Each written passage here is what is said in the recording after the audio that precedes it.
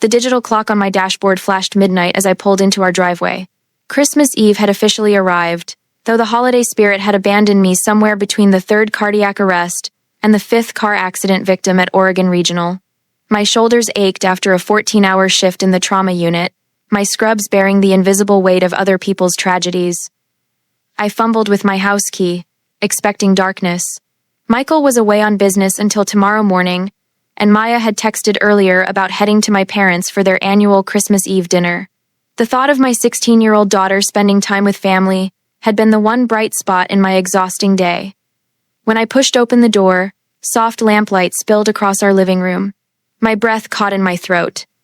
Maya lay curled on the sofa, still wearing her winter coat, her face partially hidden beneath a cascade of dark hair. Her chest rose and fell in the shallow rhythm of troubled sleep. On the coffee table sat an untouched plate of food and a container of her homemade sugar cookies, the ones she'd spent all yesterday afternoon perfecting for her grandparents. "Maya?" I whispered, kneeling beside her. Her eyelids fluttered open. For an instant, raw vulnerability flashed across her face before she attempted to cover it with a smile that didn't reach her eyes. "Hey, Mom." Her voice cracked slightly. "You're home early." "What happened, sweetheart?" I brushed the hair from her forehead, noticing the crumpled dress beneath her coat, the one she'd spent weeks choosing. The one she'd tried on for me 4 times, asking if it was nice enough for Grandma's fancy dinner. The dress was wrinkled now, its delicate fabric bearing the evidence of hours spent curled in defeat on our sofa. As she sat up, the living room light caught the faint tracks of dried tears on her cheeks. "Nothing happened," she shrugged, reaching for nonchalance and missing by miles. "I just didn't stay very long." "Maya." I took her hands in mine. They were still cold. "Please tell me." Her eyes dropped to our intertwined fingers. "Grandma said there was no room at the table." My heart stopped. "What?" "There were a lot of people there." Her voice grew smaller. "Neighbors, Dad's cousins, even Grandma's bridge club friends."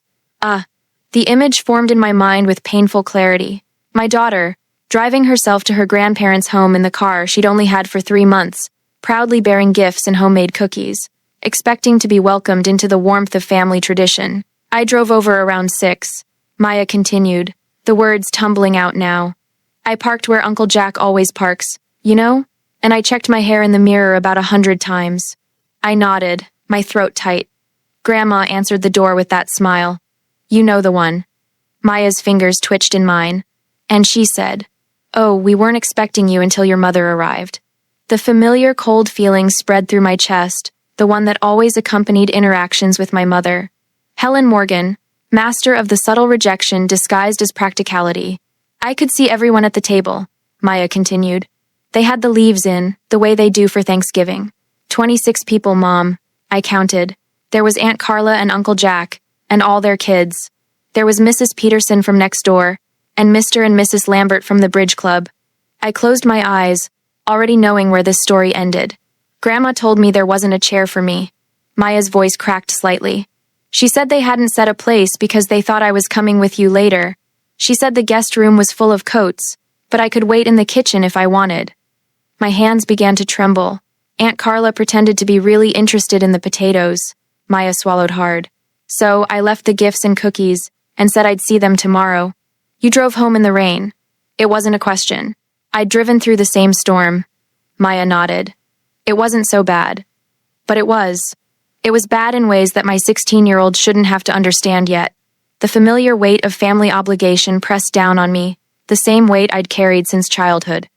I'd spent 8 years paying the mortgage and utilities on the house my parents lived in, the house I'd purchased, when Dad lost his job and they faced foreclosure. 8 years of monthly checks accompanied by criticism about how I'd abandoned the family for my fancy nursing degree. My father's voice echoed in my memory. "You think you're better than us with your fancy degree." My sister Carla's constant refrain. "Must be nice to abandon family for education." Every family gathering laced with barbs disguised as jokes. Every holiday heavy with unspoken resentment. For years, I'd been the family peacekeeper, smoothing ruffled feathers, making excuses, writing checks. I'd endured it all, because that's what family did. Because walking away seemed crueler than staying. But as I helped Maya to her feet, as I gently removed the coat she'd been wearing for hours in our warm house, something shifted inside me. "They didn't run out of chairs, Mom." Maya's voice was small but steady. "They just didn't want me there." My hands stopped trembling. I helped my daughter to bed, my voice steady despite the storm raging inside me. I tucked her in as if she were still a child, though her long limbs barely fit under the quilt my grandmother had made. I watched her eyelids grow heavy with the emotional exhaustion of the evening. "Never again, sweetheart," I whispered as she drifted off. "Never again." Later, I heard the front door open and close quietly. Michael's familiar footsteps crossed the living room, followed by the soft thud of his suitcase being set down. "Steph?" he called softly. I met him in the hallway, the untouched plate of food and unopened container of cookies still on the coffee table, telling a story I couldn't yet bring myself to repeat. When I finally explained what had happened, I watched shock transform his features. "They turned her away?" His voice held the disbelief of someone who had grown up in a normal family, someone who couldn't quite grasp the particular cruelty of mine. I nodded, something cold and clear crystallizing inside me. My mother's petty tyranny, my father's weak submission, my sister's jealous complicity.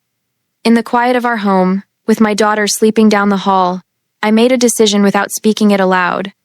The decision every parent eventually faces, the moment when compassion for others must bow to the fierce protection of your child. Some people didn't deserve second chances. Some tables weren't worth having a seat at, and some chairs were better left empty. The next morning, the manila folders lay spread across our kitchen table, an archive of 8 years of financial servitude. Michael stood behind me, his hand a steady weight on my shoulder as I traced my finger over the neat rows of numbers in my checkbook register. $1,300, I whispered, flipping through page after page of identical entries, every month for 8 years. "That's over $100,000, Steph." Michael's voice held no judgment, just the quiet calculation of a man who worked with numbers for a living. I'd risen before dawn on Christmas morning, my body clock still calibrated to hospital shifts despite the rare day off. While Maya and Michael slept, I slipped into my home office and unlocked the bottom drawer of my filing cabinet. The records I'd kept out of habit rather than intention now spread before us like evidence at a crime scene. "Look at this." I pushed a property tax statement toward Michael. "The house is solely in my name. I'm not helping them with their mortgage. There is no mortgage. I bought that house outright." Michael nodded, his jaw tightening as he scanned the document. "And these payments?" "Utilities, property tax, home insurance, maintenance." Each word felt like a stone dropping into a deep well. I've been paying for everything, for years. The kitchen light cast harsh shadows across the growing pile of evidence. Bank statements showed regular transfers to my sister Carla for her children's private school tuition. Credit card bills detailed gifts purchased for nieces and nephews, laptops, gaming systems, designer clothes, while Maya had learned to keep her wishes modest. "Remember last Christmas?"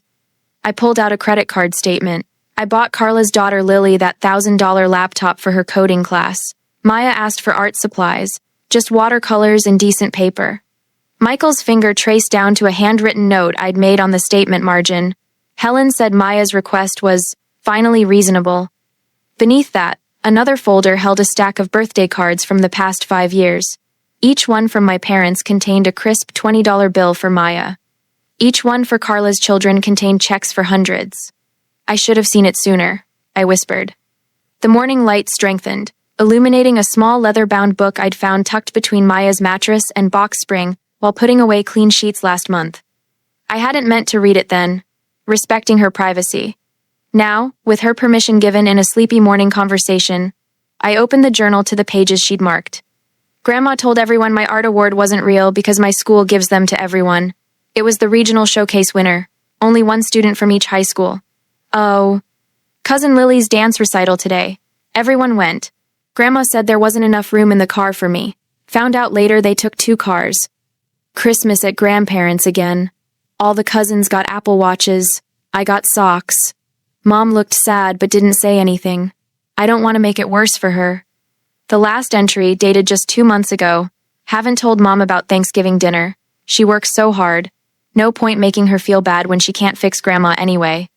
My hands trembled as I closed the journal. "She's been protecting me." "While you've been protecting them," Michael said, his voice tight. "You've been paying for your own daughter's rejection." The kitchen grew quiet, except for the gentle hum of the refrigerator. Outside, a neighbor's child shouted with Christmas morning delight. Inside our home, the only gift being unwrapped was the harsh truth of years of exploitation. This isn't about one dinner, I said finally, clarity replacing the confusion that had clouded my judgment for years. It's about Maya's worth.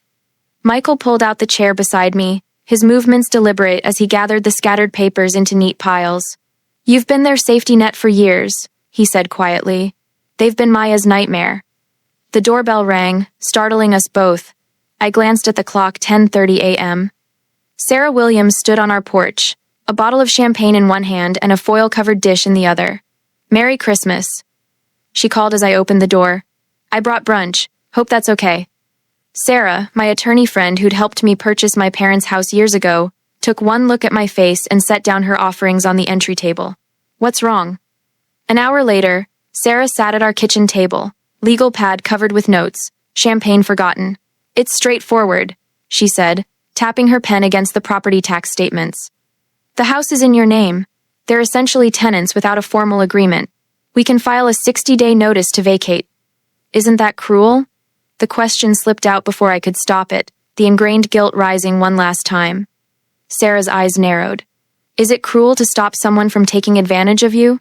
Is it cruel to protect your daughter? Another 9. My phone buzzed with a text from Jennifer, a fellow nurse who'd canceled Christmas plans to cover my shift. How's your day going? Better than the ER, I hope. I texted back a brief summary of the morning's discoveries. Her response came immediately. My mother did the same to my son.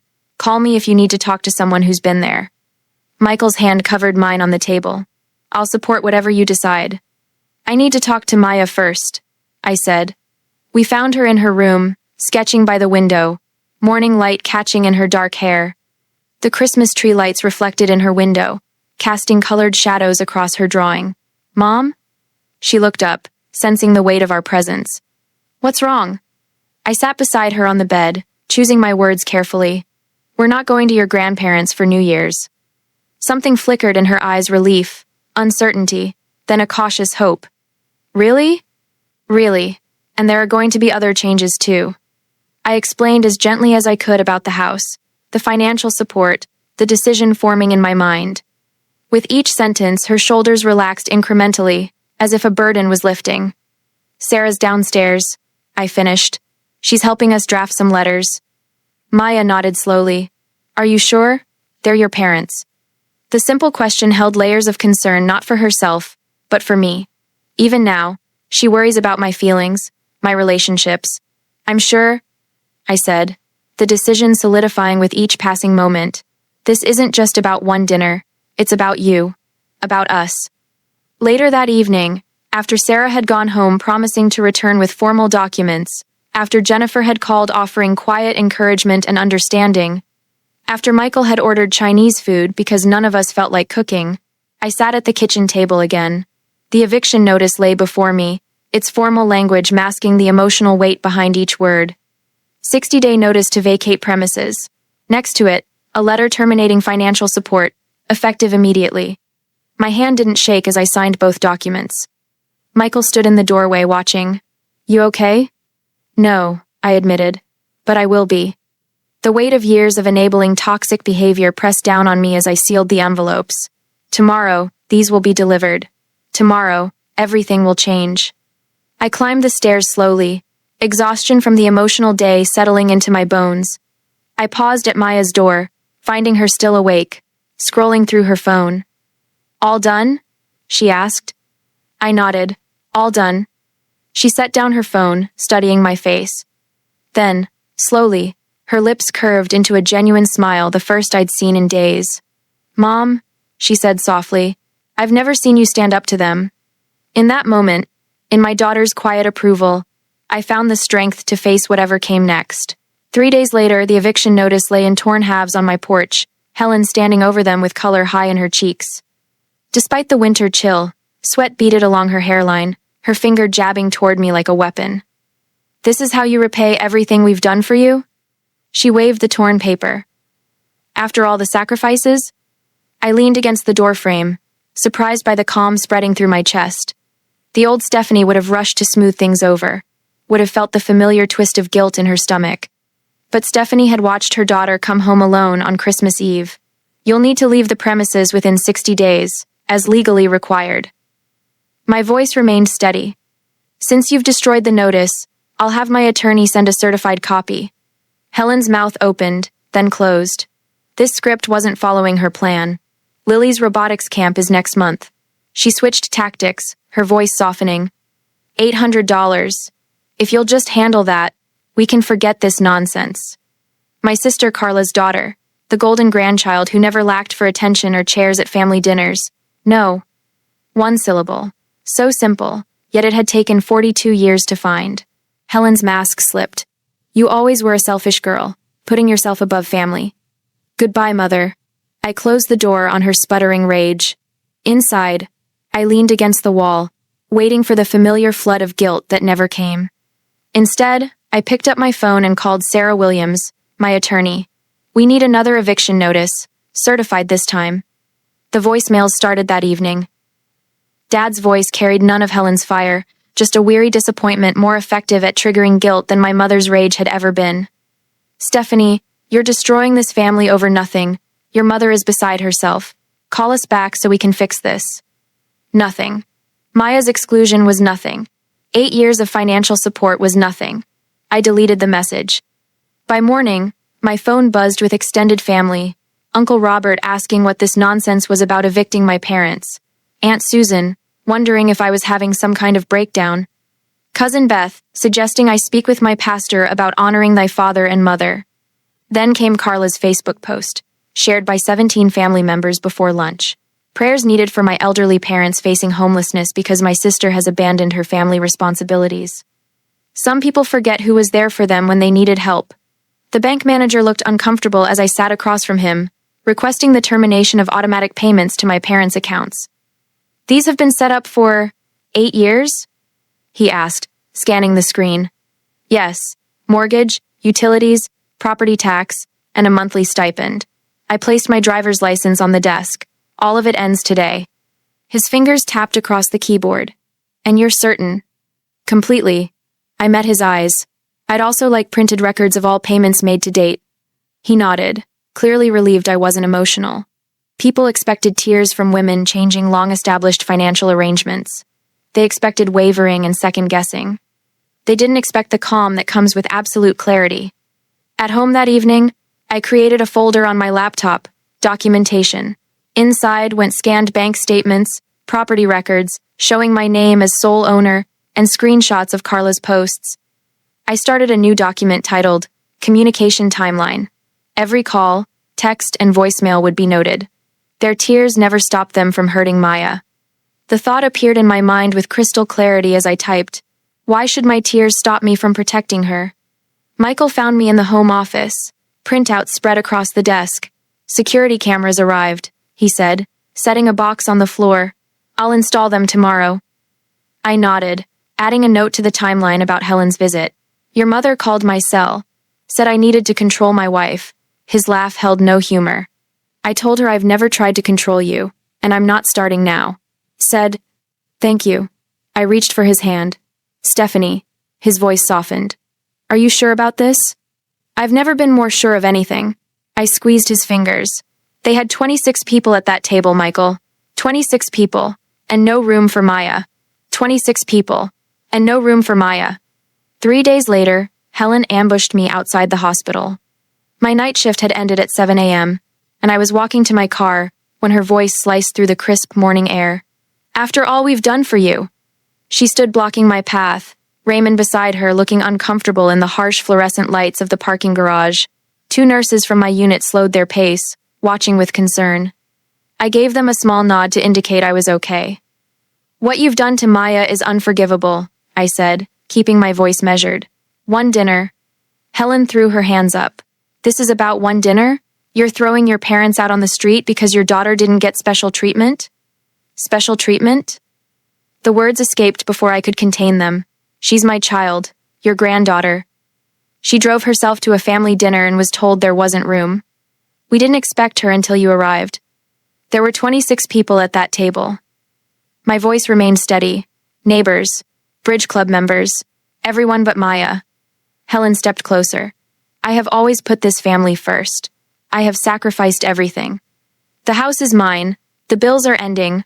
Maya deserves better. I moved past them toward my car. Any further communication should go through my attorney. You ungrateful. Helen's voice rose, echoing through the concrete structure. One of the nurses turned back, witnessing Helen's mask slip completely. She's paid your mortgage for 8 years, the nurse called, surprising me. Jennifer, who had listened to more family stories during our breaks than anyone should have to endure. This is a private matter. Helen snapped. Not when you're harassing my colleague in our workplace. Jennifer folded her arms. Later that week, Pastor Thomas called. Your mother spoke at the prayer group, he said carefully. She gave quite a performance.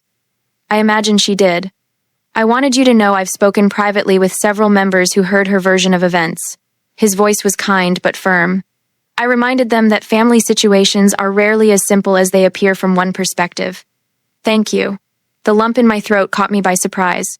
Boundaries aren't unchristian, Stephanie. Neither is protecting your child. The next morning, Maya's therapist confirmed what I already suspected. This exclusion pattern shows clear intentionality. Doctor. Winters said, it's not accidental, and it's having a significant psychological impact on Maya's sense of belonging and self-worth. I nodded, adding her assessment to my growing documentation. Day 35 brought the moment that shifted everything. The process server delivered the certified eviction notice, not to my parents' home, but to the family Sunday dinner I knew they'd be attending at Carla's house. A calculated decision that I didn't regret. Within hours, my phone lit up with a call from cousin Martha. They're living in your house? All these years? Her voice was stunned. Helen told everyone you were helping with a few bills because Raymond had been so generous with your college tuition. And ever proceed? Dad lost his job. They were facing foreclosure. I bought the house and let them stay in it. Good Lord. Martha's voice dropped. And you've been paying everything? Mortgage? Utilities? For 8 years. Silence stretched between us. Martha, they told Maya there wasn't room at the table on Christmas Eve. 26 people, including neighbors and the bridge club, but no room for my daughter. Martha's voice hardened. That sounds like Helen. The dam broke. Within days, the carefully constructed narrative Helen had built began crumbling. Extended family support evaporated as financial truths emerged. Uncle Robert stopped calling. Aunt Susan's concern shifted from my mental health to Helen's manipulation. I continued building my documentation wall. Maya's exclusion timeline spanned 5 pages. Birthday parties where she was the only grandchild not invited. Family vacations where there wasn't enough room in the car. Holiday gatherings where her gifts were noticeably smaller or absent entirely. Sarah, my attorney, reviewed the growing file with professional detachment. Let them make their choices, she advised. We document the consequences. On day 45 of the 60-day notice, I was reviewing property tax records when my phone buzzed with a text from Carla. I hadn't heard from my sister directly since the eviction notice was delivered to her Sunday dinner. We need to talk alone. I stared at the screen, detecting an unusual sincerity in those 5 words. My finger hovered over the reply button. Are you still sure about this, Mom? Maya stood in the doorway, watching me with worried eyes. I looked up at my daughter, stronger now, sleeping through the night again, laughing, returning. The weight of obligation felt lighter each day we moved forward without the burden of their approval. Some bridges can't be unburned, I said quietly, and some shouldn't be. The coffee shop bustled with mid-morning customers, their conversations creating a protective wall of ambient noise. I arrived 20 minutes early, selecting a corner table with clear sightlines to both entrances. Michael would remain in the car, close enough to intervene if necessary, far enough away to give me space to handle this myself. I placed my phone on the table, the recording app already running beneath a seemingly innocent screensaver of Maya's senior photos. The manila folder beside it contained only a fraction of the financial documents I'd compiled, just enough evidence to make my point without revealing my full hand. Attorney Sarah's advice echoed in my mind as I rehearsed potential responses. When Carla tries to make you feel guilty, acknowledge her feelings without accepting responsibility. When she minimizes Maya's exclusion, redirect to documented facts. I straightened my spine as Carla pushed through the door, her designer purse swinging from her arm. The familiar knot formed in my stomach, the Pavlovian response to family confrontation that had controlled me for decades. I won't let guilt replace boundaries again. I whispered to myself as she approached. "You look tired," Carla said by way of greeting, sliding into the seat across from me. Her critical assessment wasn't entirely wrong. All these days of standing firm against escalating family pressure had taken its toll. "How are you, Carla?" I kept my voice neutral, noting how she immediately scanned the folder on the table. "This family situation is breaking Mom's heart," she replied, stirring her coffee with unnecessary vigor. "We need to stick together, Stephanie. That's what family does." I waited, letting silence do the work. "They don't believe you're really going through with the eviction," Carla continued, lowering her voice. "Mom keeps saying you'll come to your senses before the deadline." "Have they started packing?" I asked, already knowing the answer. Carla's gaze dropped to her cup. "It's hard for them at their age. They've lived there for 8 years. In a house I've paid for," I reminded her gently. "They've had 45 days to make arrangements. Where will they go?" Her voice pitched higher. The familiar guilt strategy. "Dad's arthritis is worse, and you know Mom can't handle stairs anymore." I took a deliberate sip of water, letting the coolness steady me.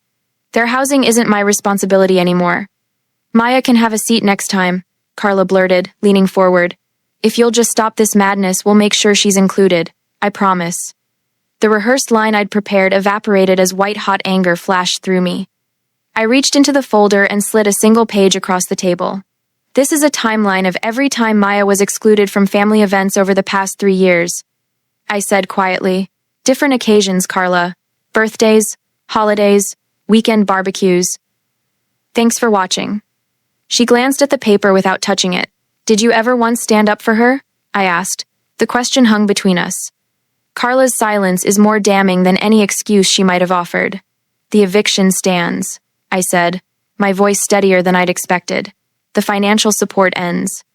You can't just—" "Their emergency doesn't constitute my crisis," I interrupted, the phrase borrowed from my session with Pastor Thomas last week. "Not anymore." Carla's face flushed. "So that's it? 30 years of family ties severed because Maya got her feelings hurt at Christmas?" I closed the folder without responding to her bait, leaving my coffee untouched as I stood. Maya is my family. I chose her. I am Maya. The 15-minute drive home passed in silence, Michael's hand occasionally squeezing mine at stoplights. "You did the right thing," he said as we pulled into our driveway. "The simple validation nearly undid me after years of questioning my every decision," Sarah called. He added, "She confirmed they haven't filed any challenges to the eviction. Legally, there's nothing they can do at this point." I nodded, the tension in my shoulders easing slightly. "Pastor Thomas left a message too. He's offered to help them find alternative housing." "Without you financing it," Michael clarified, his protective instinct evident. "Without me financing it," I agreed.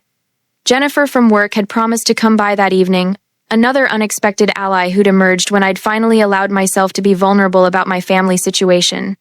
"You're not alone in this," she'd told me, sharing her own story of establishing boundaries with toxic relatives.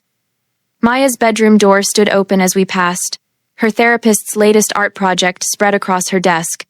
The colorful family tree she'd created showed only branches that nourished her Michael and me at the trunk, friends and supportive relatives flourishing above. The barren limbs representing Helen, Raymond, and Carla had been deliberately left without leaves. The first cracks in the family unity appeared 3 days later, when Helen called to offer partial rent payments if the eviction could be postponed indefinitely. "I'm Sierra Wow. The first cracks in the family unity." "I'm not your landlord," I replied calmly. "I'm selling the property. And—" Raymond reached out separately that same evening, the first acknowledgement of wrongdoing in his stumbling message. "We might have been too harsh on the girl," he admitted, as if minimizing the years of exclusion might soften my resolve. Through Michael's cousin, who still spoke with Carla's husband, we learned they were arguing about the possibility of Helen and Raymond moving in with them, a prospect neither welcomed. When Helen's rental applications were rejected due to poor credit, her panic manifested in increasingly desperate calls that I let go to voicemail. The family that had seemed so formidable was fracturing under the weight of impending homelessness. I was reviewing hospital schedules in our home office when the doorbell rang unexpectedly. Through the security camera Michael had installed, I saw Carla standing alone on our porch, shoulders hunched against the spring rain. "I'll handle this," I told Michael, who hovered protectively in the hallway. Carla's mascara had smudged beneath her eyes, her usual perfect appearance showing signs of strain.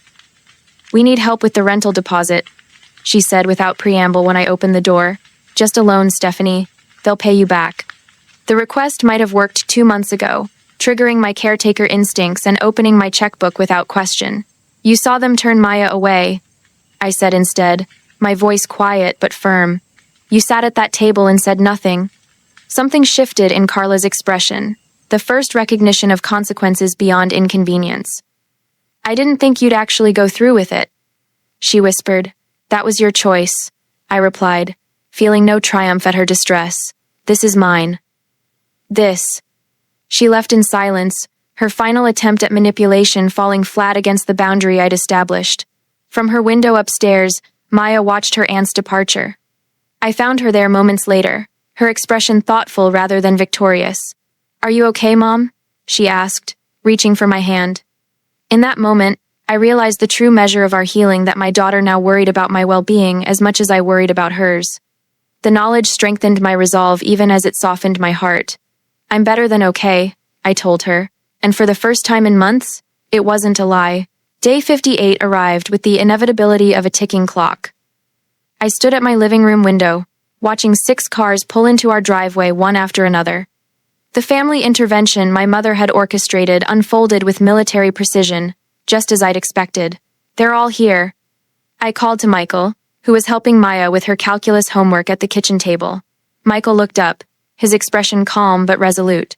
"Right on schedule." I smoothed my hands over my cardigan, steadying the slight tremble in my fingers. 2 days before the eviction deadline, Helen had pulled out her final weapon, the extended family. The doorbell rang. I opened it, to find my mother, surrounded by a semicircle of relatives: Aunt Louise, Uncle Thomas, cousins Brenda and Patrick, and my father's brother Frank with his wife Dorothy. Helen's eyes were already glistening with rehearsed tears. "We need to talk as a family," she announced, pushing past me without waiting for an invitation. They filed in, faces wearing identical masks of concern. Michael and Maya joined me in the living room as our uninvited guests arranged themselves on our furniture like a jury. "Stephanie," my father began, his voice carrying the practiced cadence of a prepared speech. "The Bible tells us to honor thy father and mother. Have you forgotten that commandment?" I met his gaze steadily. 8 years of mortgage payments had purchased me the right to this moment. "We're not here to judge," Aunt Louise added, though her tone suggested otherwise. "But your parents are in their 70s. Do you want them dying on the streets because you've had some misunderstanding?" Helen dabbed at her eyes with a tissue. "I never meant to hurt anyone," she whispered. "There must have been some confusion about Christmas Eve." Maya shifted uncomfortably beside me on the sofa. I felt her tense when Helen looked directly at her. "Think about Maya's reputation in the family," Helen said softly, her voice laced with subtle threat. "She'll be known as the reason her grandparents lost their home. Is that what you want for her?" I placed my hand over Maya's. Her fingers were cold. The pressure had been building steadily since the eviction notice. Pastor Thomas had called 3 times, urging Christian reconciliation. Church members phoned with thinly veiled concerns. Yesterday, my supervisor had mentioned my family situation was causing workplace tension after Helen had called the hospital in tears. An anonymous letter had appeared in our mailbox, suggesting an elder abuse investigation was possible. The extended family hinted at financial exploitation since my name was on the deed, but I was forcing elderly relatives into homelessness. Even Michael hadn't been spared. Frank had cornered him at the hardware store, asking pointed questions about controlling his wife's decisions. "Maybe we should let them stay until they find someplace," Maya whispered when the family broke into smaller conversations. "Just until they have something lined up." My heart twisted. After everything, Maya's capacity for compassion remained intact. It was both her greatest strength and what Helen had exploited for years. One more month, I found myself thinking, just to make the transition smoother. Michael caught my eye from across the room. His slight headshake reminded me of our late-night conversation when I'd nearly broken 2 weeks earlier. "This pattern doesn't end with extensions," he'd said then. "It's not one more month. It's the rest of our lives." Later that evening, after our unwanted guests had departed with promises to pray for our hearts to soften, I sat with Maya on her bed. "Is it cruel to make them leave?" she asked, twisting her comforter between her fingers. I chose my words carefully. There's a difference between boundaries and cruelty. Boundaries protect us from harm. Cruelty aims to cause pain, but they'll have nowhere to go. They've had 60 days to find somewhere. They have savings, social security, and your Aunt Carla's home has 3 empty bedrooms. I took Maya's hands in mine. They're counting on you giving in. That's why they brought up your reputation. They know your kindness is their best weapon against us. Understanding dawned in Maya's eyes. Like Christmas Eve, when Grandma said there was no room, there were empty chairs at the end of the table. Exactly like that. The final day arrived with strange calm. Michael, Maya, and I sat in the living room as the security cameras showed Helen and Raymond pulling into the driveway in their Buick, followed by a small rental truck. No sign of Carla. She'd stopped speaking to our parents after they'd tried moving into her home last week. I'd prepared for every contingency. Sarah, my attorney, stood discreetly in the kitchen, reviewing final paperwork. A process server waited in his car down the street, in case Helen refused to sign the property release. The property manager I'd hired was conducting a walkthrough, documenting the condition of the house for legal purposes. The doorbell rang at exactly noon. Helen's face hardened when she saw the clipboard in my hands. "After everything we've done for you," she hissed. I felt Maya stiffen beside me, but her voice remained steady. "Would you like some water before you start loading the truck? It's warm today." Helen ignored her. "This is your last chance to be reasonable, Stephanie." I handed her the property release forms. "I'm not doing this to you," I said evenly. "I'm doing this for Maya." Something shifted in my father's expression, a flicker of recognition I'd never seen before. "We should have treated the girl better," he said quietly, not to me, but to Helen. "We shouldn't have kept her waiting in the kitchen that night." It was the closest thing to a genuine apology I'd ever heard from him. Helen snatched the papers from my hands, signing with angry strokes before thrusting the clipboard back at me. "You'll regret this when we're gone," she said, voice trembling with rage rather than tears for once. I took the keys she held out. "I already regret the years I let you hurt my daughter." The loading process took less than 2 hours. Helen and Raymond had accumulated surprisingly few possessions in the 8 years they'd lived in my house. Most of the furniture belonged to the property, purchased by me when they'd moved in with nothing to sit on. Michael helped carry the heavier items, despite Helen's cold silence. Maya wrapped fragile photographs in the newspaper without being asked. I stood in the doorway, watching the family power dynamics shatter with each box loaded into the truck. Their new address was listed on the rental agreement, a cramped 1-bedroom apartment in a building with peeling paint across town. When I drove by yesterday, an eviction notice had been posted on the door of Unit 3C. They'd already found new landlords to manipulate. The extended family who'd arrived in force for the intervention were notably absent today. Reality had finally penetrated the fog of Helen's manipulations. 8 years of financial support ending, 60 days of warning ignored. The consequences now are impossible to avoid. There were no dramatic scenes, no shouting matches. Just the quiet finality of closing doors and signed documents. I stood in the doorway with Maya and Michael as the rental truck pulled away, followed by my parents' Buick. Helen didn't look back. Raymond lifted his hand in a brief, uncertain wave. When they disappeared around the corner, I closed the door with a soft click, the symbolic sound of one chapter ending. The next morning, Maya found me in the kitchen, concern etched across her features. "There's a for sale sign in the yard," she said. "Are we moving because of them?" I pulled her into a hug. "We're moving forward, not away." My phone buzzed with a notification, a blocked number leaving a voicemail. Helen, most likely, with one final attempt to regain control. I held my finger over the delete button, considering. "Some messages don't deserve to be heard," I said, pressing delete before the red badge could tempt me into listening. The message vanished, along with the last of my guilt. The morning sun streams through our bay windows, casting golden rectangles across the dining table where college brochures fan out like a paper garden.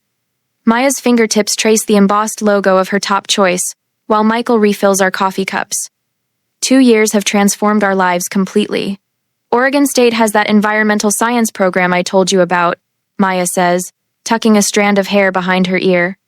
The dark shadows that once lived beneath her eyes have vanished, replaced by a quiet confidence that makes my heart swell. I study the photographs lining our hallway.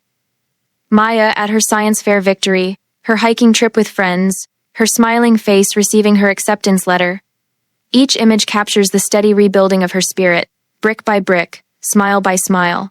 Whatever you choose, we're behind you, Michael says, his hand finding mine under the table. Our new home breathes with lightness. Friends drop by unannounced, colleagues stay for impromptu dinners, and the relatives who stood by us occupy the guest rooms during holidays. There's a peace here that feels both earned and natural, like we've finally found our proper altitude after years of struggling to breathe. The doorbell chimes. That'll be Jennifer and Dave, I say, rising to answer it. And I bet they brought those cranberry muffins, Maya calls after me, already heading to the kitchen to put on more coffee. By evening, our dining table extends to its full length, chairs borrowed from neighbors to accommodate everyone for Christmas Eve dinner. Maya moves confidently between kitchen and dining room, carrying serving dishes with an easy grace. No trace remains of the girl who once slept in her coat, waiting for me to come home and erase her pain. We need more water glasses, she announces, disappearing back into the kitchen. I pause, serving a spoon suspended above the mashed potatoes, struck by the parallel to that Christmas Eve 2 years ago. The same holiday, the same meal preparation, yet everything transformed. My mother's voice echoes faintly from the past. No room at the table. Looking around, I see every chair filled with people who genuinely want to be here. No forced politeness, no cutting remarks disguised as jokes, no performance of family without its substance, just authentic connection. No empty chairs at our table, I whisper to myself. Michael catches my eye across the room and winks, understanding the significance without explanation. The laughter rising around us sounds nothing like the strained chuckles at my parents' house. It bubbles up naturally, without agenda or edge. Later, after dishes are cleared and dessert is served, Jennifer corners me in the kitchen. The young nurse reminds me of myself 10 years ago. Overworked, eager to please, and drowning in family expectations. My brother's been living in my spare bedroom for 8 months. She confides, voice low. He hasn't looked for work, criticizes everything I do, and my parents say I'm selfish for wanting my space back. I rinse cranberry sauce from a serving bowl, considering her words. Your peace matters too, I tell her gently. Sometimes the kindest thing is a boundary. Maya appears in the doorway, catching the tail end of our conversation. Mom helped me understand something important. She adds, sliding next to me at the sink. Letting someone take advantage of you isn't doing them a favor. It just teaches them that using people works. So, Jennifer's eyes fill with grateful tears. But how do you actually do it? Set the boundary, I mean. Start by believing you deserve it, I answer, with no trace of uncertainty in my voice. My phone buzzes in my pocket. A blocked number. I pull it out, glimpse the first words of a text. Hope you're proud of what you've done. Without reading further, I delete the message. No spike of anxiety follows, no gnawing guilt, just peaceful dismissal of someone else's attempt to reassert control. Maya rushes back into the kitchen, clutching an envelope. Mom, it came early, my acceptance letter. I pull her into an embrace, feeling the solid presence of the young woman she's become. Her resilience humbles me daily. Her capacity for joy despite everything amazes me. The next morning, Maya packs an overnight bag for her campus visit weekend. The hesitant girl of 2 years ago has transformed into someone who looks forward rather than back. I slip a framed photograph into her suitcase when she steps into the bathroom. Our chosen family gathered around last Thanksgiving's table, faces bright with genuine connection. Remember who truly loves you, I whisper when she discovers it. Before she leaves, I make one final entry in the journal I've kept since that fateful Christmas Eve. They said there was no room for my daughter at the table. Now, there's no room left in our lives for cruelty. We stand together in the doorway, mother and daughter silhouetted against the winter sunshine, stepping forward together into light.